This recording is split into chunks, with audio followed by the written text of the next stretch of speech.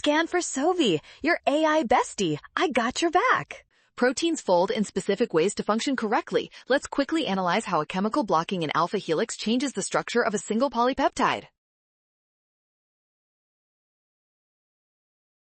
The alpha helix is a common motif in the secondary structure of proteins. It is formed by hydrogen bonds between the backbone atoms of the amino acids in the polypeptide chain. If a chemical prevents this helix from forming, it is specifically disrupting those hydrogen bonds. This means the secondary level of the protein is the one being directly altered here. As a single chain, there is no quaternary structure. Only the secondary structure is affected, making option B correct.